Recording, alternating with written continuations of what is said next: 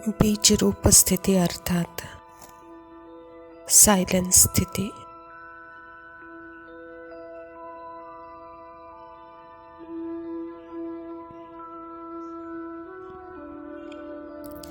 अपने साइलेंस स्थिति का पता होना अर्थात अपने अंदर के शोर का भी पता होना।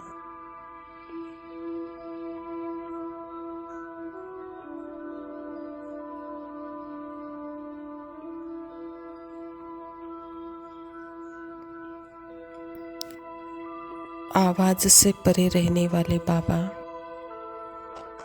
आवाज की दुनिया में आवाज द्वारा आवाज से परे ले जाते हैं।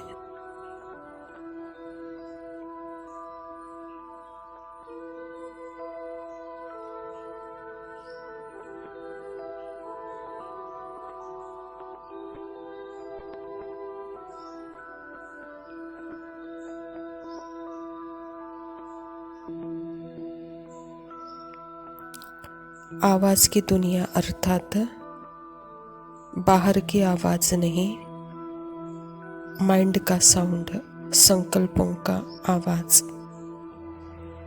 उस आवाज से परे ले जाने के लिए बाबा आते हैं।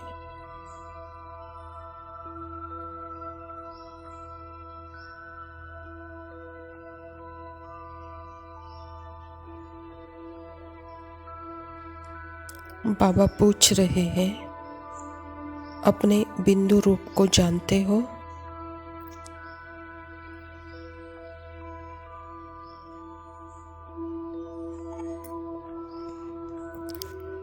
बिंदु रूप बनने से सर्व प्रकार के बिखरे हुए विस्तार समाकर बीज रूप स्थिति अर्थात बिंदु में सबको समाना।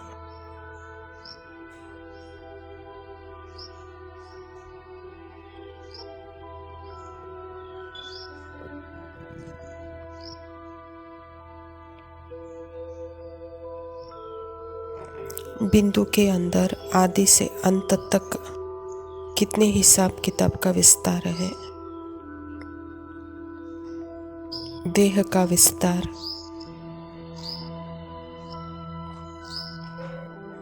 देह के संबंधों का विस्तार, देह के भिन्न भिन्न पदार्थों का विस्तार, कर्मों का हिसाब,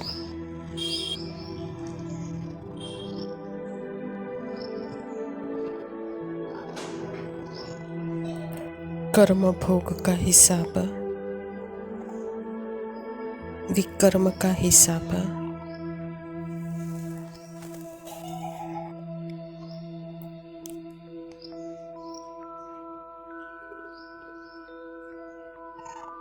अभी इस समय यह क्या फीलिंग है?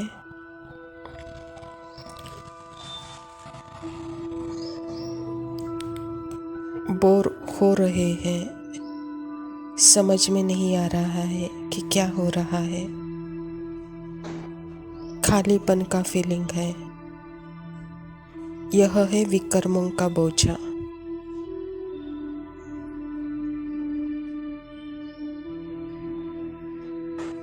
यहाँ कंप्लीट सरेंडर बाबा को,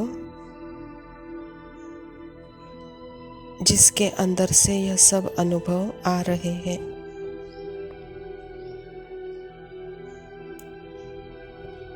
तो सबसे पहले मैं कौन, जिसके वजह से यह शोर भी पॉसिबल है। कौन है जिसके वजह से यह देह भी पॉसिबल है। कौन है जिसके वजह से यह फीलिंग भी पॉसिबल है। कौन है जिसके वजह से यह बॉडी के मूवमेंट भी पॉसिबल है।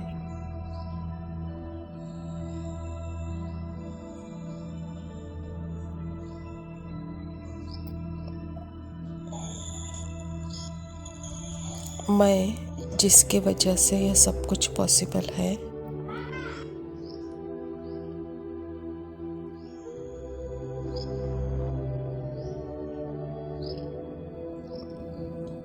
आत्मा को पता है कि यह पल पल का विस्तार जो मेरे अंदर से ही बाहर आ रहा है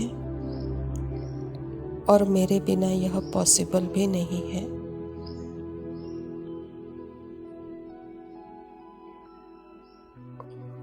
मेरे स्टिलनेस और साइलेंस के बिना यह पॉसिबल नहीं है।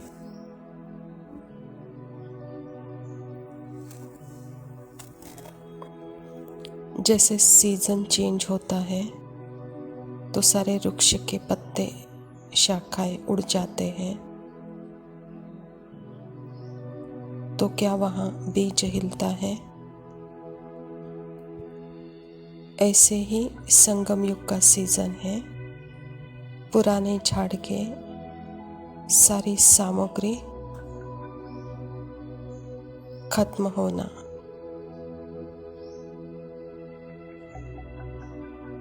तो अभी यह सीजन है विकर्मों के, कर्म भोग के हिसाब के। तो इसमें बीज को नहीं हिलना है।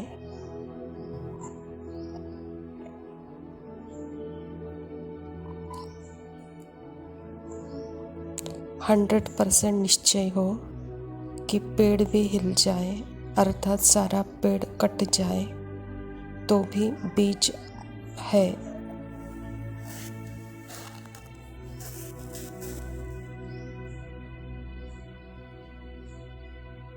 बीज को कुछ नहीं हुआ, इसीलिए बीज को पानी डालो तो पत्ते पत्ते को पानी मिलेगा।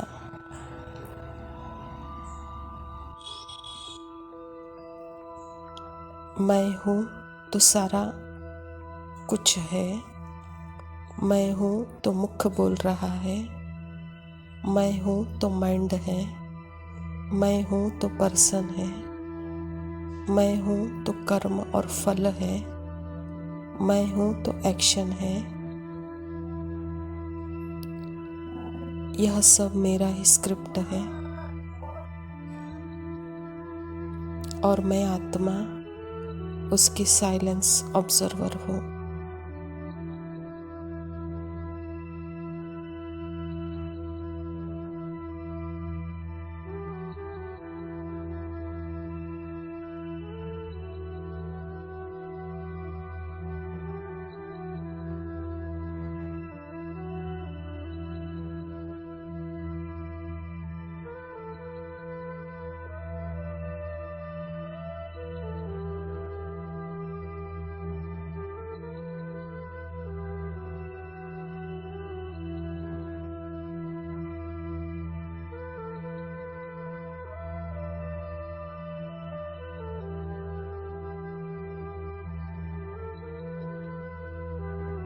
ओम शांति। प्रातः मुरली बाप दादा मधुबन। बाबा कहता, अभी अपने चलन और चेहरे द्वारा ब्रह्मा बाप समान अव्यक्त रूप दिखाओ, साक्षात्कार मूर्त बनो। आज भाग्य विधाता बाप अपने चारों ओर के श्रेष्ठ भाग्यवान बच्चों को देख रहे हैं। सारे कल्प में ऐसा श्रेष्ठ भाग्य किसी का भी हो नहीं सकता। कल्प कल्प के आप बच्चे ही इस भाग्य का अधिकार प्राप्त करते हो। याद है अपना कल्प कल्प के अधिकार का भाग्य।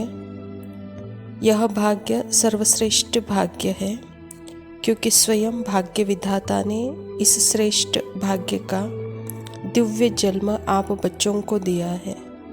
जिसका जन्म ही भाग्य विधाता द्वारा है, उससे श्रेष्ठ भाग्य और कोई हो सकता है? अपने भाग्य का नशा सदा स्मृति में रहता है। अपने भाग्य की लिस्ट निकालो तो कितनी बड़ी लिस्ट होगी। अप्राप्त कोई वस्तु नहीं होगी आप ब्राह्मणों के भाग्यवान जीवन में। सबके मन में यह अपना भाग्य का लिस्ट स्मृति में आया है। स्मृति में लाओ, दिल से गीत गाओ, वाह भाग्य विधाता वाह, वाह मेरा भाग्य। इस श्रेष्ठ भाग्य की विशेषता यही है, एक भगवान द्वारा 3 संबंधों की प्राप्ति। एक द्वारा एक में 3 संबंध, जो जीवन में विशेष संबंध गाए हुए हैं, बाप, शिक्षक, सतगुरु। किसी को भी एक द्वारा 3 विशेष संबंध और प्राप्ति नहीं है, लेकिन आप फलक से कहते हो हमारा बाप भी है, शिक्षक भी है और सतगुरु भी है। बाप द्वारा सर्व खजानों की खान प्राप्त है। खजानों की लिस्ट भी स्मृति में आई। स्मृति में लाओ कि क्या क्या खजाना बाप द्वारा मिल गया है।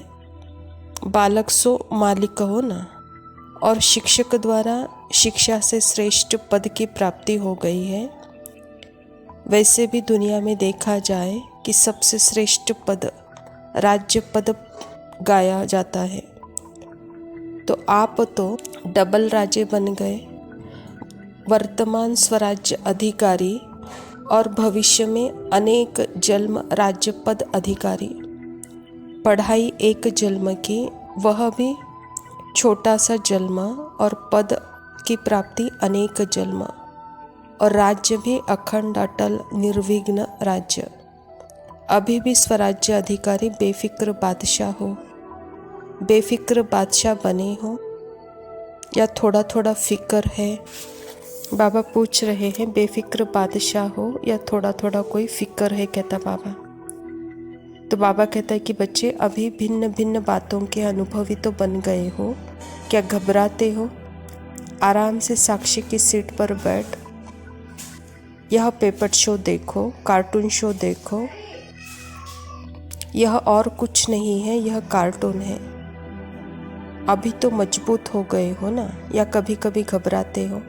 यह तो कागज़ का शेर है, जो शेर बन कर के आता है, लेकिन है कागज़ का शेर।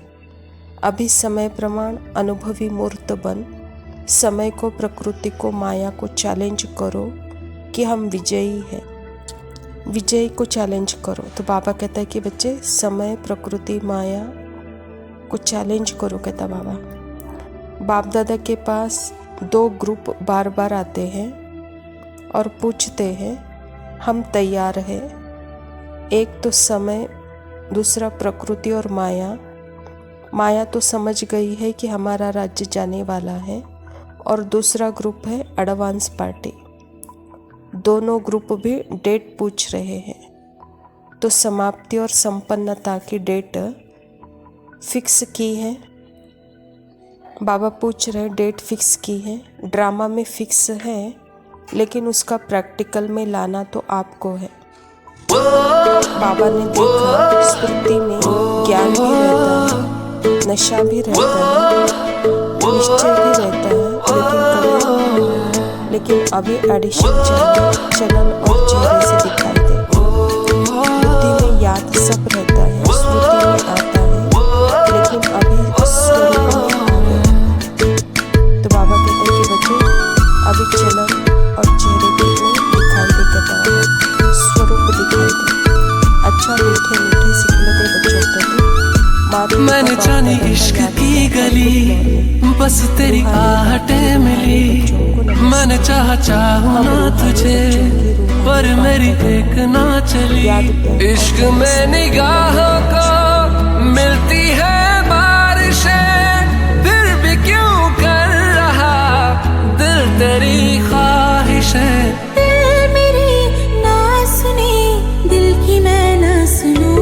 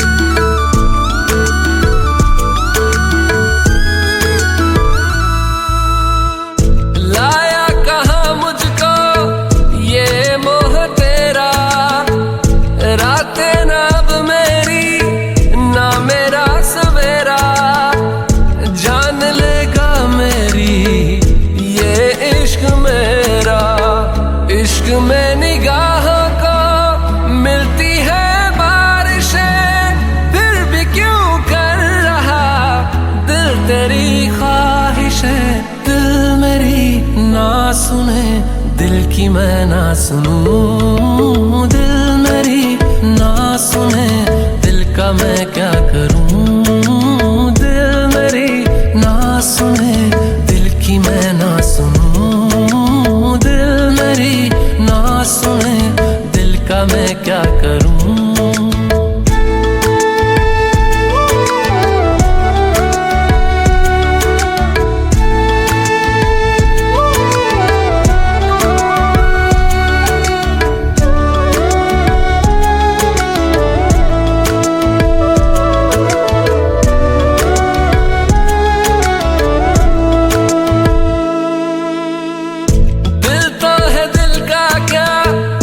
गुस्ताख है ये, डरता नहीं पागल, बेबाक है ये, है रकीब खुद का ही इत्तेफाक है ये।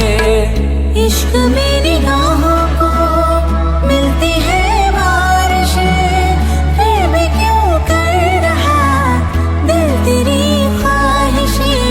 दिल मेरी ना सुने, दिल की मैं ना सुनूं, दिल मेरी ना सुने, दिल का मैं क्या करूं। दिल मेरी ना सुने, दिल की मैं ना सुनूं, दिल मेरी ना सुने, दिल का मैं क्या करूं।